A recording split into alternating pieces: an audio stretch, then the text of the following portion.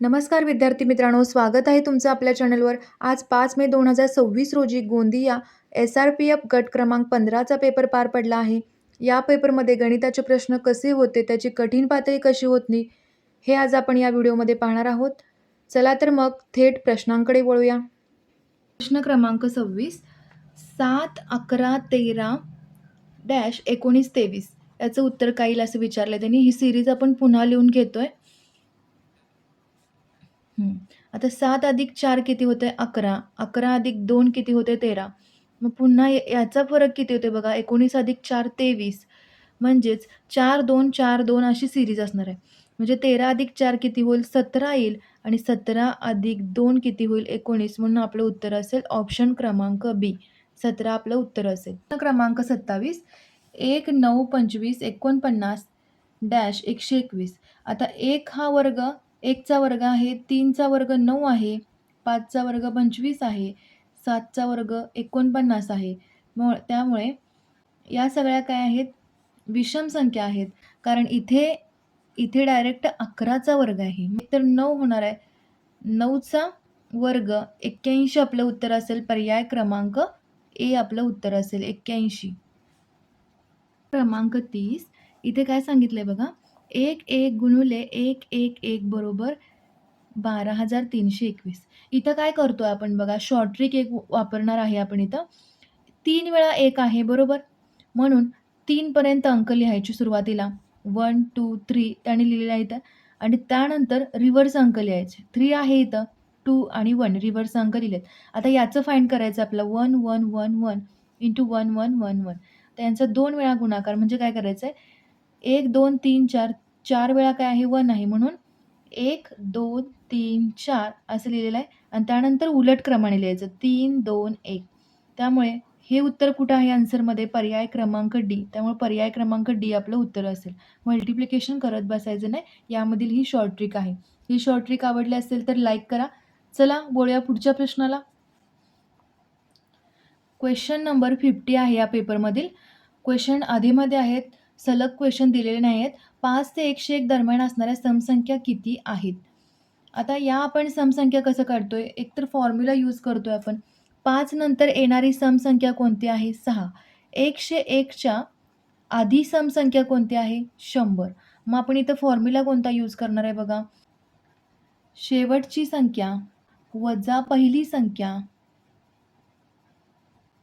भागिले 2 अधिक 1 हा आपण फॉर्म्युला इथं यूज करणार आहे. भागिले 2 का करतोय, समसंख्या पाहिजेत आपल्याला, त्यामुळे शेवटची संख्या आहे 100, पहिली संख्या आहे 6, डिवाइड 2 करतो इथं आपण प्लस 1. किती होणार आहे 94 भागिले 2, बेचोक 8, बेसती 14, 47 अधिक 1 48 समसंख्या असणार आहेत. पर्याय क्रमांक डी आपलं उत्तर असेल. या शॉर्ट ट्रिक लक्षातच ठेवावे लागणार आहेत. यावरची भरपूर प्रॅक्टिस करा. येणाऱ्या परीक्षेमध्ये अशा प्रकारचे प्रश्न पुन्हा येण्याची शक्यता आहे. वळूया पुढच्या प्रश्नाला. 76, 1चा घन अधिक 2चा घन अधिक 3चा घन प्लस 6चा घन बरोबर किती? आपल्याला 1 + 2 + 3 + 4 अप टू n हा फॉर्म्युला माहिती आहे. कोणता आहे फॉर्म्युला, n + 1 डिवाइड 2 हा फॉर्म्युला आहे.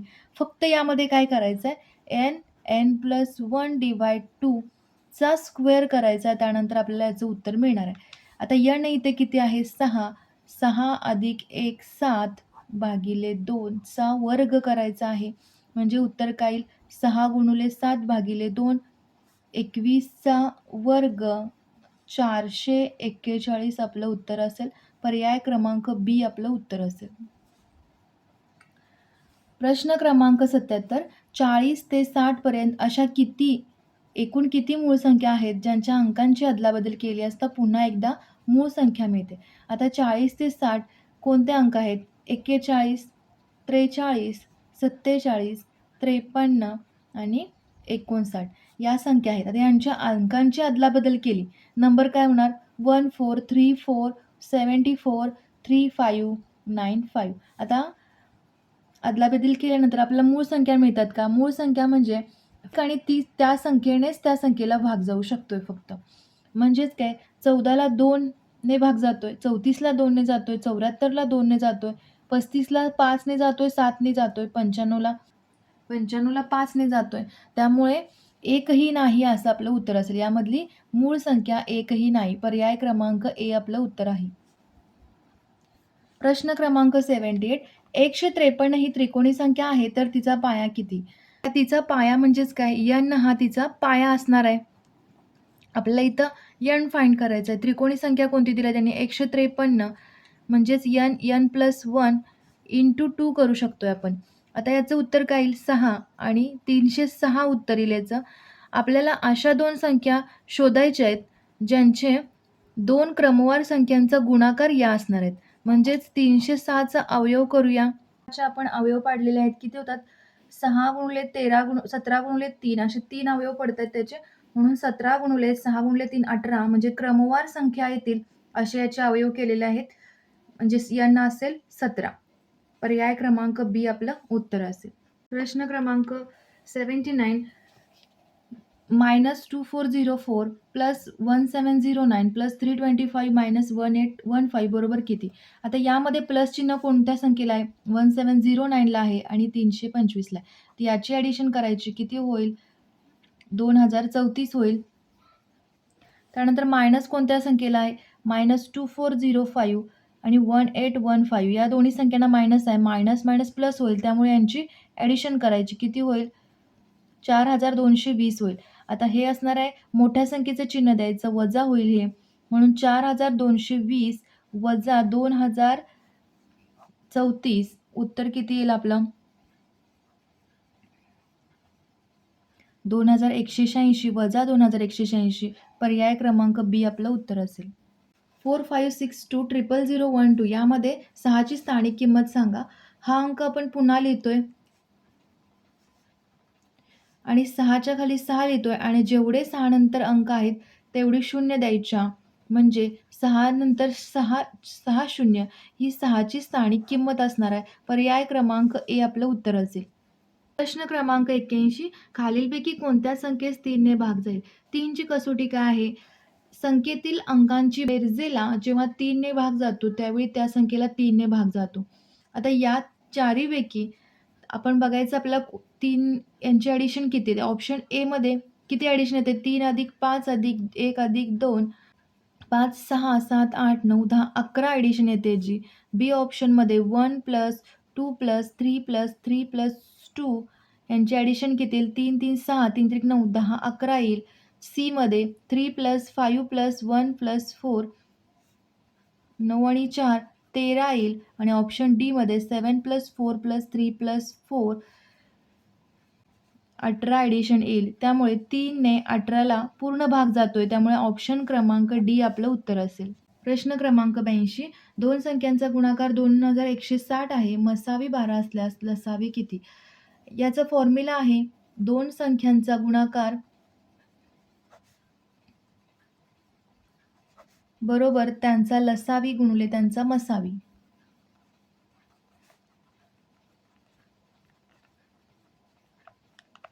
इथं आपल्याला मसावी दिलेला आहे, लसावी काढायचा आहे. मसावी किती आहे? 12 आहे आणि त्यांचा गुणाकार दिलेला आहे 2160.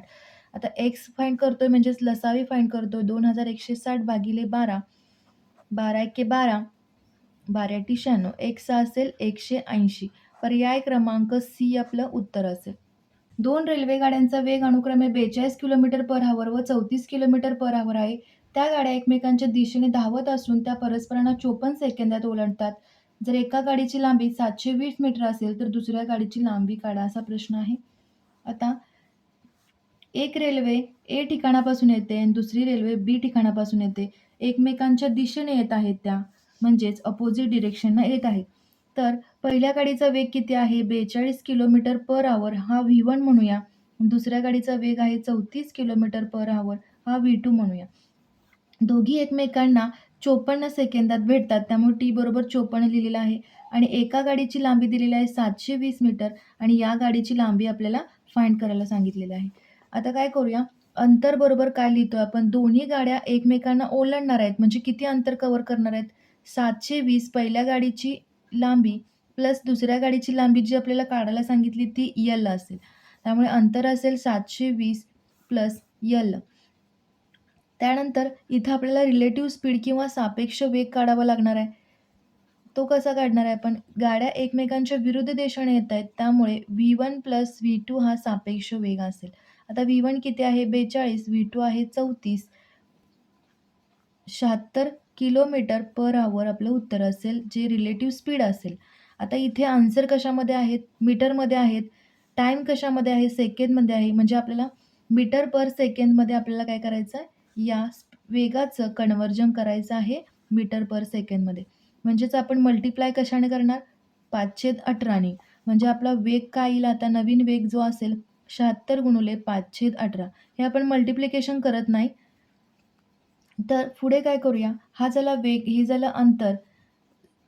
अंतर भागिले वेग अंतर भागिले वेग बरोबर वेळ. या फॉर्म्युल्यात आता या व्हॅल्यू पुट करूया.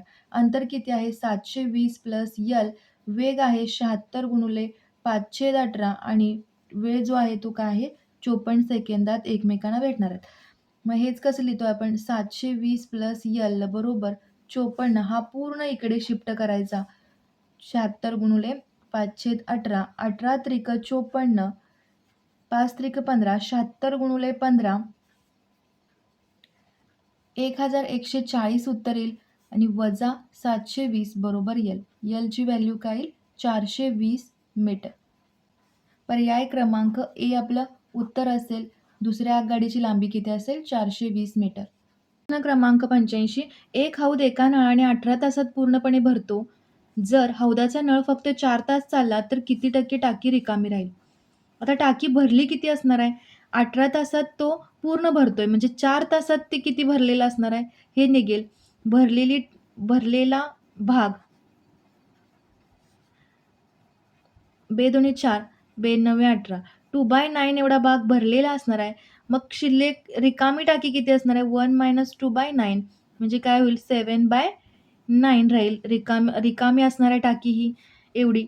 आता हे पर्सेंटेजमध्ये विचारलंय म्हणून आपण काय करतोय? याला 100 करतोय. म्हणजे उत्तर काय येईल? 700 भागिले 9. 7 9 7 63. पुन्हा 7 राहिले. 9 7 63. 77.77% भाग टाकी रिकामी असेल. पर्याय क्रमांक सी आपलं उत्तर असेल. प्रश्न क्रमांक 86. एका क्रिकेटपटूने 4 डावात अनुक्रमे 72, 76, 106 आणि 44 अशा धावा केल्या तर त्याची 4 डावांची सरासरी किती? ॲडिशन करणार आहे आपण हे.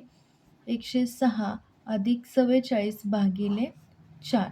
आता हे किती होईल? 98 यांची ॲडिशन येईल. डिवाइड 4 केल्यानंतर याचं उत्तर किती येईल? 74.5. ऑप्शन क्रमांक डी आपलं उत्तर असेल. प्रश्न क्रमांक 87. 9 हरणांचे सरासरी वजन 45.3 किलोग्रॅम आहे तर सर्व हरणांचे मिळून एकूण वजन किती? आता सरासरी वजन मग एकूण वजन बरोबर किती असणार आहे? सरासरी किती आहे त्याची? तर 45.3 गुणिले 9. 407.7. पर्याय क्रमांक डी आपलं उत्तर असेल. 407.7 kgm. मित्रांनो, गोंदिया SRPFच्या पेपरचे हे तर फक्त काही प्रश्न झाले, पण खरे ट्विस्ट असलेले गणिताचे कठीण प्रश्न आपण भाग 2 मध्ये सोडवणार आहोत. त्यामुळे भेटूया लवकरच दुसऱ्या भागात. तोपर्यंत चॅनलला सबस्क्राईब करून ठेवा म्हणजे पुढचा व्हिडिओ मिस होणार नाही. तसेच व्हिडिओ आवडल्यास लाईक करा. चला भेटूया पुढच्या भागात. थँक्यू.